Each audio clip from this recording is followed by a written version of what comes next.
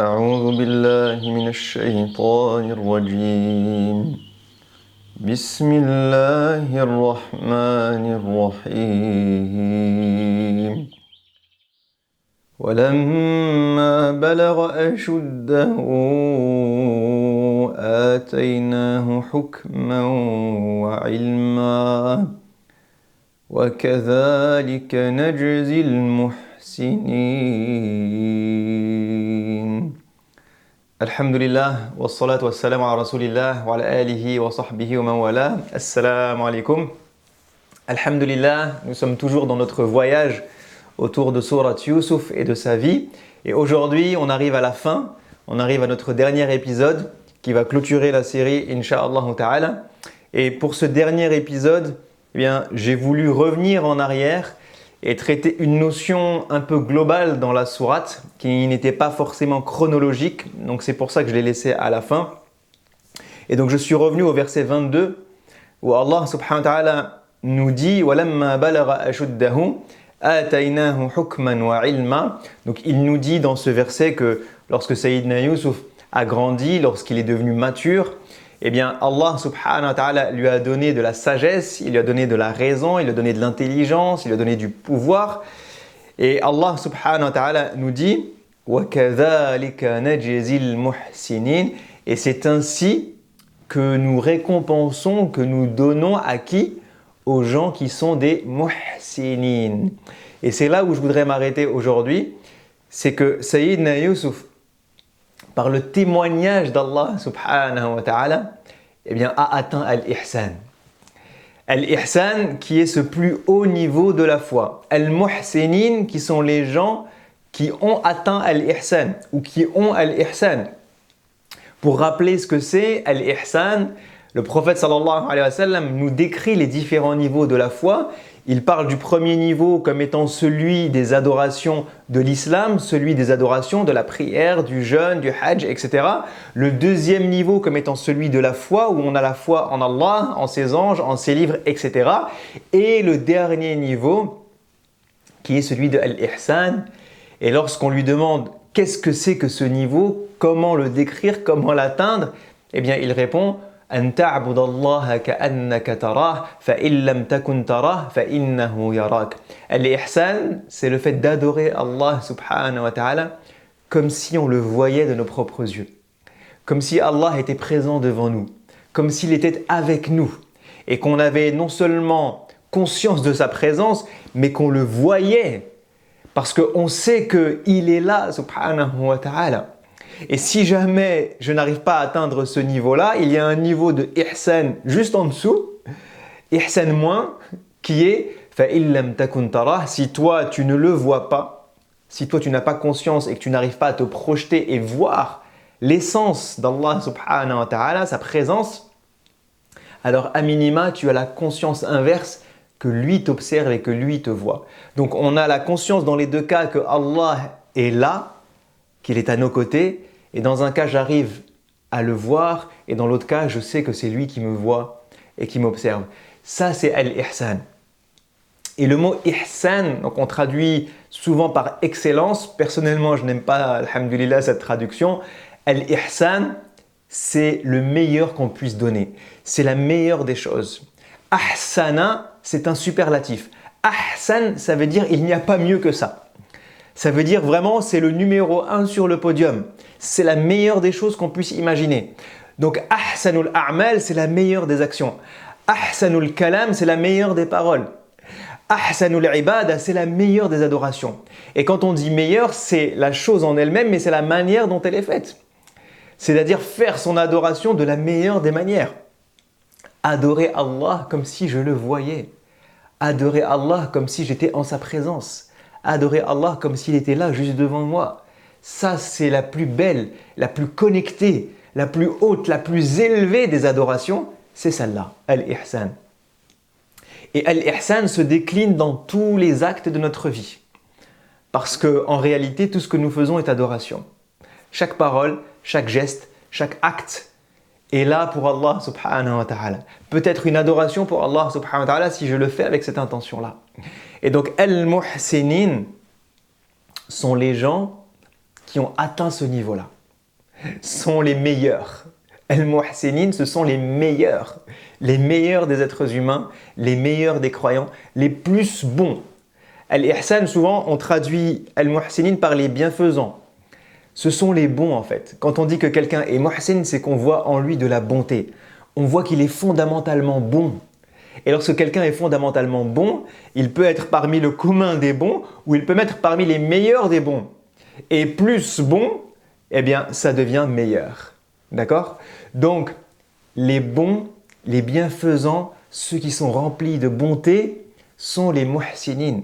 Et je préfère la traduction bon que bienfaisant, parce que bienfaisant fait tout de suite référence à une action. Ça veut dire que je vais être bon envers quelqu'un. Alors que quelqu'un qui est fondamentalement bon, et si je m'arrête juste à ce mot-là, eh bien, il est fondamentalement bon dans sa manière d'être. Il est bon intérieurement, il est bon spirituellement, il est bon dans ses actions, il est bon dans sa manière d'agir. Donc être bon et faire preuve de bonté, être fondamentalement bon, pour moi c'est une traduction qui est plus proche de quelqu'un qui est al-ihsan, qui est muhsin, plutôt que bienfaisant. Donc si je résume, être muhsinin, ça veut dire quoi? Ça veut dire être fondamentalement bon. Et al-ihsan, c'est quoi? C'est donner le meilleur de ce qu'on a. Donner le meilleur de ce qu'on a dans tout ce qu'on fait dans notre vie. Faire le meilleur de ce qu'on peut. Ça, c'est al-ihsan. Et pourquoi je veux m'arrêter là-dessus? Parce que lorsqu'on parcourt Surat Yusuf, eh bien, on voit que la racine ahsana yuhsinu est présente au moins 8 fois dans l'ensemble de la sourate. Donc la notion de ihsan, elle est présente dans la sourate. Elle apparaît quasiment dans chaque page au moins une fois. Deuxième argument pour lequel je vais m'arrêter sur al-ihsan, c'est qu'on a parcouru la vie de Sayyidina Yusuf rapidement durant ce mois de Ramadan, alhamdulillah. On a vu pas mal de sagesse, d'enseignement dans sa vie à lui, dans son comportement à lui, mais aussi chez les mauvaises personnes pour éviter les mauvaises actions. Mais en vérité, si on voulait résumer qui il est, eh bien, il n'a pas mieux que muhsinin pour résumer ça. Et on ne peut pas s'arrêter sur cette sourate sans parler du ihsan. On ne peut pas s'arrêter sur Sayyidina Yusuf sans parler du ihsan. D'ailleurs, il y a 3 témoignages dans la sourate du fait qu'il est muhsin. Allah subhanahu wa ta'ala dit de lui « Inna kadhalika najzil muhsinin ». Donc Allah dit de lui, témoigne de lui qu'il fait partie de al-muhsinin. Mais ce n'est pas les seuls. Lorsqu'il se retrouve en prison, ses camarades de prison lui demandent de l'aide, lui demandent conseil. Et qu'est-ce qu'ils disent? Ils disent « Inna naraka min al-muhsinin ». On voit que tu es bon. On voit en toi de la bonté. On voit que tu es fondamentalement bon, ya Youssouf. C'est pour ça qu'on te demande de l'aide. Lorsque ses frères viennent à lui dans la prison, il est démuni. Il est avec les faibles. On pourrait dire il est humble. On pourrait dire on voit en lui de la bonté. Mais ensuite, il est dans un poste de ministre, dans un poste de haut gradé. Et là, ce sont ses frères qui viennent à lui. Ses frères qui, eux, sont mauvais, qui, eux, voient le mal chez les gens, qui, eux, ont été très mauvais envers lui quand il était petit. Mais malgré cela, lorsqu'ils le voient dans cette posture de ministre et qu'ils discutent avec lui, ils lui disent la même chose. « Inna naraka min al-muhsinin » On voit en toi la bonté.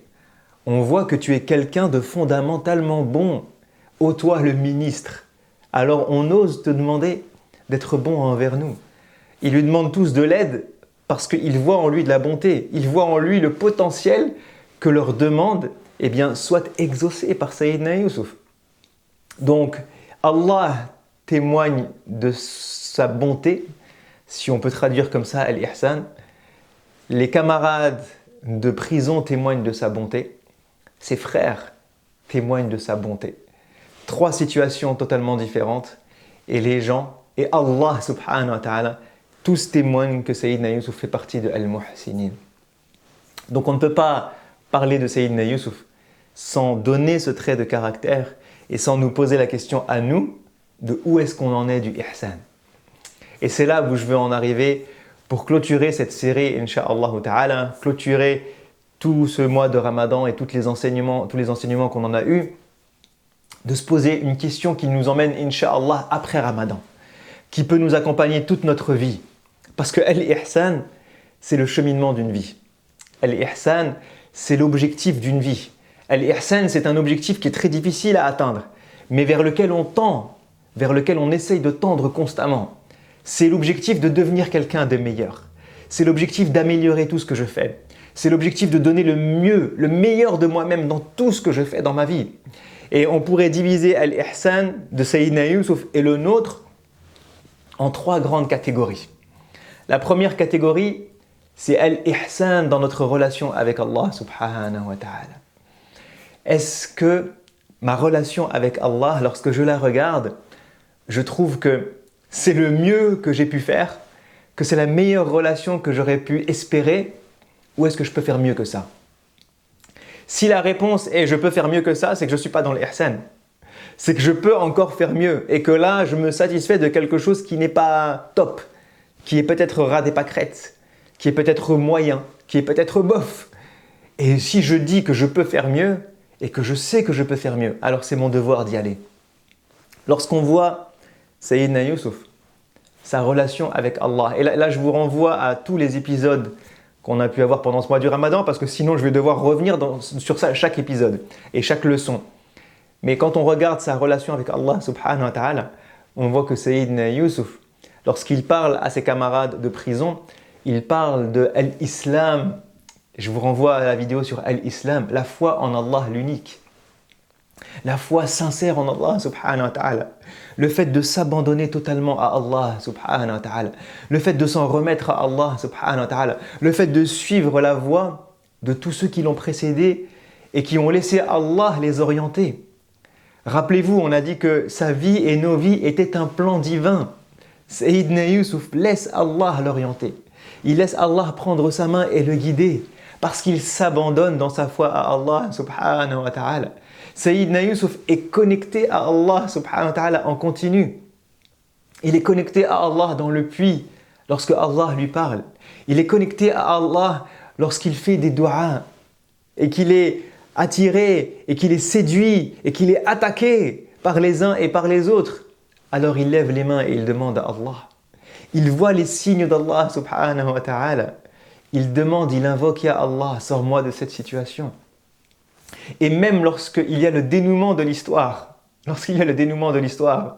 il fait preuve de reconnaissance et de gratitude envers Allah. Rabbi qad ataytani min al-mulk. Qad ahsana bi idh akhrajani min as-sijn wa jaa bikum min al-badwi min ba'd. Il est là pour dire, Ya Allah, je te remercie. Ya Allah, tu as été bon envers moi. Ya Allah, c'est toi qui m'as tout donné. Alors qu'est-ce que je te demande, Ya Allah, tawaffani muslima. Regardez, je veux rester sur l'islam. Je veux rester sur cette foi en Allah l'unique. Je veux rester connecté à Allah. Je veux que toute ma vie soit guidée par Allah. Je veux que toute ma vie, je m'abandonne à Allah subhanahu wa ta'ala. Ça, c'est sa relation intense d'un cœur qui est rempli de foi et qui est connecté à son Créateur en continu. Est-ce que notre foi, elle ressemble à ça? Est-ce que je vois Allah dans chaque chose qui m'entoure? Est-ce que je dis Alhamdulillah à chaque fois qu'Allah m'envoie un bienfait? Et est-ce que je suis endurant à chaque fois qu'Allah m'envoie une épreuve? Est-ce que je suis connecté à Allah à ce point? Est-ce que je reviens vers Allah, je me prosterne et je demande pardon à chaque fois que je fais une erreur? Sayyidina Yusuf, il revient. Il voit qu'il y a un péché devant lui, mais il revient. Il évite. Et même si on tombe dans le péché, il faut revenir et demander pardon à Allah subhanahu wa ta'ala. Est-ce que je suis dans cette relation où je reviens régulièrement vers Allah subhanahu wa ta'ala? Est-ce que je suis conscient que tout ce que j'ai vient d'Allah? Est-ce que je veux rester sur la voie de l'islam? Est-ce que je suis conscient que c'est Allah qui me guide? Et que si je suis croyant aujourd'hui, c'est grâce à Allah. Et que celui qui va raffermir mes pas et faire que je meure musulman, c'est Allah. Alors que comme Sayyidina Yusuf, je demande à Allah de raffermir mes pas. Et que je garde la ilaha illallah, Muhammadun Rasulullah sallallahu alayhi wa sallam, jusqu'à mon dernier souffle. Sayyidina Yusuf est connecté à Allah. À quoi ressemblent nos prières? Est-ce qu'on essaye de mettre de la qualité dans nos prières? Est-ce qu'on essaye de mettre de la qualité dans notre dhikr? Subhanallah, walhamdulillah, wa la ilaha illallah, wallahu akbar, wa la hawla wa la quwwata illa billah. Est-ce qu'on essaye de connecter nos cœurs à Allah? Est-ce que notre spiritualité est une source de vie pour nos cœurs? Ou est-ce que nos cœurs sont morts et que notre spiritualité n'a pas de sens? Que c'est une spiritualité de surface? Que c'est une adoration de surface? Est-ce que quand je prie, je sens qu'Allah est devant moi? Est-ce que je vois Allah dans ma prière? Est-ce que je vois Allah dans ma prière? Ou est-ce que dans ma prière, je ne vois juste que mon tapis? Je vois mon tapis et je vois l'heure qui passe et les secondes qui passent et je me dépêche et je me dépêche. Je ne sais même pas ce que j'ai récité. Je ne sais même pas ce que j'ai raconté. Je ne sais même pas en combien de temps record j'ai fait ma prière. Est-ce qu'on est dans Al-Ihsan dans nos adorations? Est-ce que notre relation avec Allah est la meilleure qu'il puisse être? Est-ce qu'il n'est pas venu le temps d'améliorer notre relation avec Allah? D'objectiver Al-Ihsan, de dire je veux Al-Ihsan, d'avoir cette ambition de Al-Ihsan. Je veux adorer Allah comme si je le voyais. Je veux mettre de la qualité dans ma prière, de la qualité dans mon dhikr, de la qualité dans mes invocations. Je veux mettre de la qualité dans mes demandes de pardon.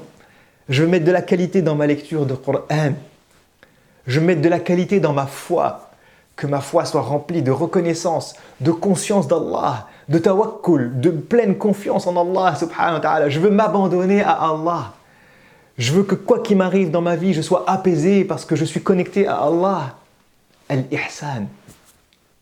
Ça, c'est Sayyidina Yusuf. Ça, c'est le modèle de Sayyidina Yusuf. Le deuxième volet sur lequel on peut travailler notre Ihsan, c'est Al-Ihsan dans les relations humaines. Al-Ihsan dans notre comportement. Al-Ihsan dans notre personnalité. Al-Ihsan dans notre manière d'être. Et on voit qu'à chaque fois que Sayyidina Yusuf est dans une relation humaine, à chaque fois qu'il doit mettre au travail un de ses caractères, un trait de personnalité, une manière d'être, alors il fait le mieux que n'importe qui aurait pu imaginer. Et on voit que le ihsan comportemental de Sayyidina Yusuf, il démarre avec ses parents, subhanallah. Et ça, c'est un message pour moi, un message pour les jeunes, un message pour les moins jeunes. Nos parents, qu'en est-il de notre relation avec nos parents? Est-ce qu'on est bon avec nos parents? Est-ce qu'on écoute nos parents? Est-ce qu'on essaye de faire plaisir à nos parents? Est-ce qu'on essaie de leur rendre ne serait-ce que 1% de ce qu'ils nous ont donné quand on était enfant? Est-ce qu'on respecte nos parents? Wallahi, on voit aujourd'hui des scènes qui tuent le cœur. Des parents qui sont insultés, des parents sur qui on crie, des parents qui parfois sont violentés, des parents qu'on n'écoute plus, qu'on ne respecte plus. Sayyidina Yusuf, petit enfant, il écoute son père. Il raconte à son père. Il communique avec son père. Il fait confiance à son père. Il suit les conseils de son père. Il admire son père. Il admire son père. Ça, c'est sa relation. Et lorsqu'il est adulte et qu'il est ministre et qu'il a un trône de ministre, qu'est-ce qu'il fait? Ah ouais, il prend ses parents dans les bras. C'est pas parce que c'est un ministre qu'il est au-dessus de ses parents. Non. C'est pas parce qu'il est devenu ministre qu'il croit qu'il a atteint les sommets et que ses parents sont des moins que rien, que ses parents sont des arriérés, que ses parents sont des incompétents, que ses parents ne sont pas allés à l'école, que ses parents n'ont pas de travail, que ses parents sont nuls, que ses parents ne sont pas assez intelligents. Non. Ah ouais, il élève ses parents sur son trône de ministre, subhanallah. Le meilleur de lui-même avec ses parents, le meilleur de lui-même avec ses frères. Il est bon envers ses frères. Il est tellement bon envers ses frères qu'il est capable de pardonner des années et des années et des années de malheur à cause d'eux. Subhanallah. La tathriba alaykum al-yawm. Vous êtes pardonnés. Est-ce qu'il y a plus de bonté que ça? Il est bon avec ses camarades de prison. Il est gentil avec eux. Il est serviable. Sayyidina Yusuf est serviable. Sayyidina Yusuf est digne de confiance. Sayyidina Yusuf ne dit que la vérité. Wa innahu lamina as-sadiqin. Il ne ment jamais. Lorsqu'il parle à quelqu'un, on sait qu'il dit la vérité. Il est sincère. Il est honnête. Il est digne de confiance. Inni hafirun alim. Innaka al-yawma ladayna makinun amin. Regardez toutes ces qualités. Il est amin, comme le prophète sallallahu alayhi wa sallam, as-sadiq al-amin. Il est digne de confiance, Sayyidina Youssouf. Il préserve, c'est un bon gestionnaire, il fait attention aux choses. Lorsque tu lui confies quelque chose, tu peux lui faire confiance. Tu sais qu'il est digne de confiance. Subhanallah. Sayyidina Youssouf, à chaque fois qu'il a eu l'occasion de se comporter avec quelqu'un, il s'est comporté avec bonté. Il a été altruiste, il a été gentil, il a été serviable, il a été doux, il a été généreux, il a parlé de la meilleure des manières, il a parlé avec la bonne parole, il a pardonné, il a été endurant, il a patienté,